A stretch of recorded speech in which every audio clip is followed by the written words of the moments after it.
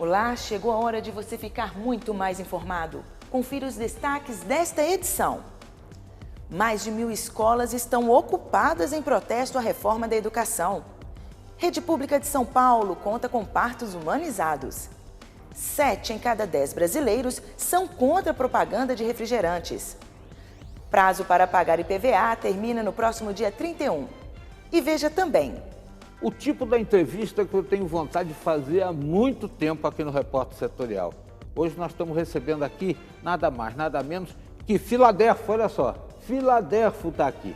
Ele vai falar um pouco da alma caipira brasileira e sobre Mazzaropi, esse grande brasileiro de grandes obras, pioneiro do cinema nacional. Já, aqui no Repórter Setorial. Você confere essas e outras informações agora.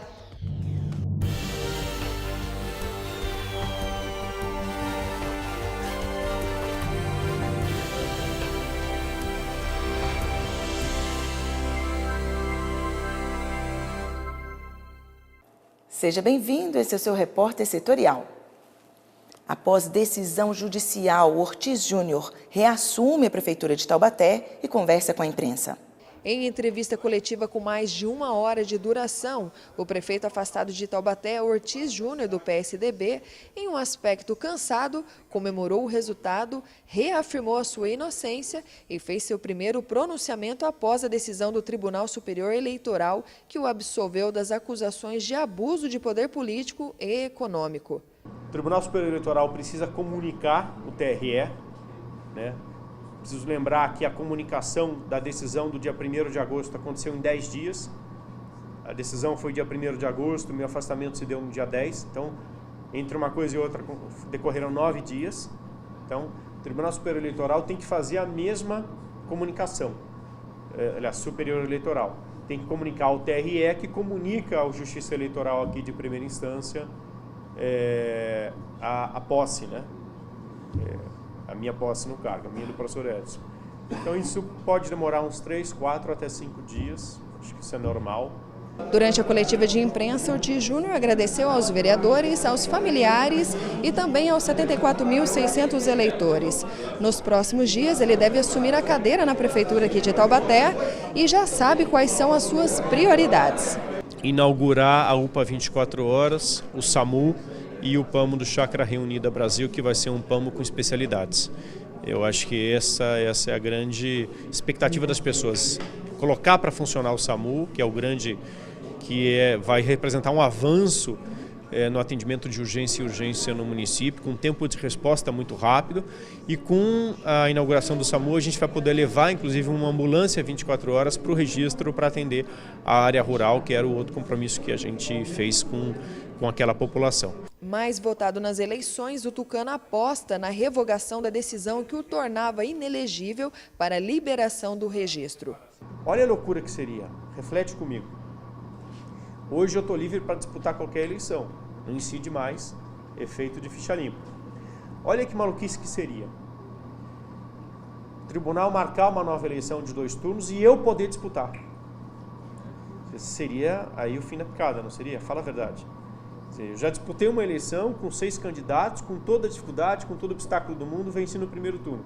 Você imagina se o fato superveniente, e é por isso que existe a hipótese do fato superveniente, imagina se o fato superveniente não pudesse ser levado ao TRE. O TRE indeferisse a minha candidatura, porque no momento em que eu pedi o registro, não estavam preenchidas todas as condições. Você imagina agora o TRE comunica à Justiça Eleitoral de Taubaté que tem que ser marcada uma nova eleição de 2 turnos e eu posso participar da eleição, porque o julgamento aconteceu que foi o fato superveniente. Então não teria sentido.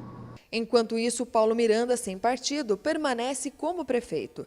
O vereador era presidente da Câmara à época da cassação e era o primeiro na sucessão para assumir o cargo, já que a ordem também cassava o vice-prefeito Edson Oliveira, do PSD. Questionado sobre a possibilidade de dar cargo a Paulo Miranda na próxima gestão, caso assuma, Ortiz negou. Eu agradeço o Miranda porque nesses 2 meses, 10 dias, ele conseguiu fazer as coisas continuarem avançando, os valores principais não se perderam, mas ele volta para a Câmara, vai voltar a ser presidente da Câmara, tem feito um ótimo trabalho na presidência da Câmara e a gente vai seguir a nossa vida administrando da maneira como a gente acha que é mais efetivo. Ortiz, que sempre ressaltou sua inocência desde o início do processo, deixou claro que não abriria a mão da sua trajetória política. Para ser bem honesto, eu nunca pensei em desistir e abandonar, mas em alguns momentos nós pensamos juntos, vereadores, eu, pessoas mais próximas, o Edson que está aqui, o Eduardo Cursino, Daniel Bueno, Rose, vice. Em alguns momentos a gente pensou sim em fazer uma mudança, fazer uma troca de candidato, né? Mas não como um sintoma de desistência, mas como um sintoma mesmo de estratégia eleitoral. A gente tinha que consolidar as conquistas. Mas em todos os momentos, em todos mesmo, isso não é conversa de quem ganhou uma grande batalha, não. Quem me acompanha de perto sabe disso. Que nos momentos mais difíceis, realmente eu dobrei o joelho e pedi força. Nunca pedi a Deus, me dá o resultado assim, me dá o resultado assado.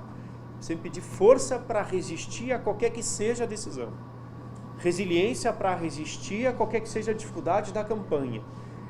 E resignação suficiente para aceitar seja qual seja o resultado da urna ou da decisão judicial. Foi sempre isso. E ele foi muito generoso, sabe? Convir que ele foi generoso comigo.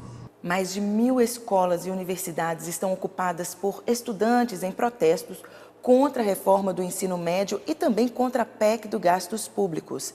Várias delas estão na lista da realização das provas do Enem. De acordo com o Ministério da Educação, se esses espaços não forem desocupados até o dia 31 de outubro, as provas serão adiadas, prejudicando cerca de 95 mil alunos. Este movimento estudantil também pode fazer com que locais de votação para o segundo turno das eleições sejam alterados. No Brasil, são cerca de 1.000 escolas ocupadas. Além da MP do ensino médio, os estudantes são contrários à PEC 241, que limita o teto de gastos do governo por 20 anos, o que, segundo os estudantes, vai congelar os recursos da educação. E os alunos também protestam contra o projeto Escola Sem Partido, que impede os professores de emitirem opiniões sobre política, religião ou qualquer tipo de ideologia dentro da sala de aula. O movimento estudantil vem ganhando força e dividindo opiniões pelo país. De um lado, estão os estudantes que ocupam as instituições de ensino. O jornal espanhol El País chegou a nomear o movimento de Primavera Secundarista, em referência aos protestos da Primavera Árabe. Do outro lado, o governo Beto Richa do Paraná, que é o estado onde as manifestações são mais intensas, considera que os atos ultrapassaram os limites do bom senso e que as escolas estão sendo invadidas e depredadas. Ele afirmou, inclusive, que os alunos nem sabem o que estão fazendo. Na semana passada, uma reunião entre secretários e líderes do governo estadual definiu que o Conselho Tutelar seria acionado para visitar as escolas ocupadas em todo o estado do Paraná e tentar uma negociação com os alunos. O ministro da Educação, Mendonça Filho, garantiu que onde houver ocupação após o dia 31 de outubro, o MEC vai reagendar a prova. A Advocacia Geral da União informou que vai cobrar dos responsáveis o custo extra com esse reagendamento. A delação conjunta da Odebrecht pode acontecer ainda no mês de novembro. Depois de 4 meses de negociação, cerca de 50 políticos de vários partidos, inclusive o ex-presidente Luiz Inácio Lula da Silva, foram citados no processo. A Polícia Federal apontou irregularidades na contratação de empreiteiras e estaleiros, que aconteceram no período em que o PT estava à frente da presidência do país. Um prejuízo de mais de 980 milhões de reais. Causados na época.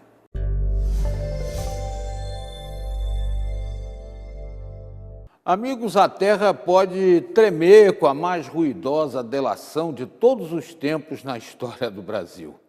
Marcelo Odebrecht, depois do pai, Emílio, vai fazer delação e com ele 50 funcionários da construtora que tem o maior índice de acusações e demandas por conta de desvios de recursos, favorecendo ao PT, inclusive uma suspeita de favorecimento ao ex-presidente Lula.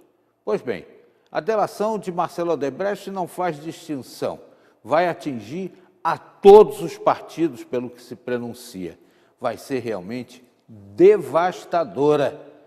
E eu espero que realmente o seja e que não reste um daqueles que tenham sido favorecidos com propina, que tenham trazido situação penosa para o povo brasileiro, não reste um que não vá parar na cadeia.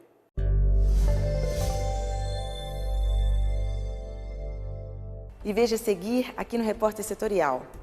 Vale do Paraíba registra mais uma queda no setor de construção civil. Voltamos já.